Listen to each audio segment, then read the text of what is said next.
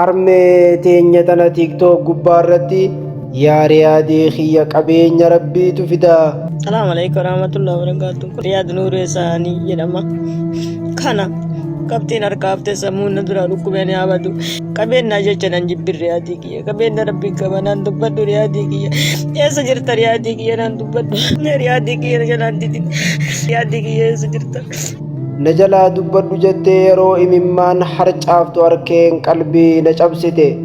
Akkaan haasawa isii irraa hubadhetti ilmi isii riyaadee isaanii Umar qormaanni biyyoolessaa qabxii kutaa 12ffaa sababa jalaa hafeef sammuun jalaa dhukkubee sana boodaniin hojjedha je'ee biyyaa bahuu dubbatti. Itti dabaluudhaanis harmeen tun bakka jireenya isii eessa akka taate hin himtu.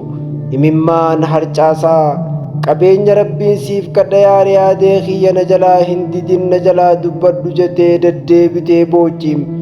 Ilma isii qunnamuuf isumaahuu karaa lakkoofsa bilbila isiitti qunnaman waan hin jirreef mee harmee tana namni beektan iyyaafadhaa nu qunnamsiisa.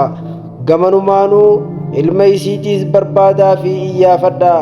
Ilmoon haadha isiitiif midhaan onnee isiitiim ilmoo isii dhabdee harmeen tun imimmaan onneerraa dhangalaasaa jirti.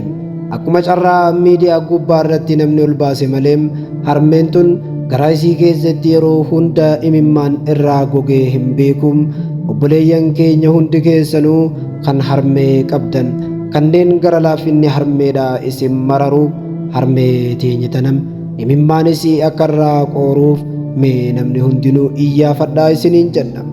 Yaa Rabbi imimmaan harmee teenya hunda isiidha.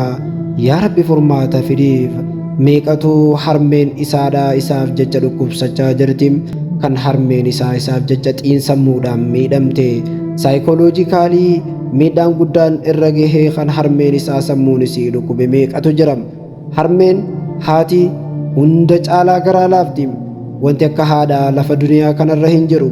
Warri harmee qabdan harmee keessan rabbii isinii haa tiksum. Warri immoo harmeen keessan gara fuula rabbii deemte rahmata rabbi haa godhuuf isiniin jennaan. Barruu kanaa fi sagalee kana sheer gochuudhaan nu gargaaraa isiniin jenna.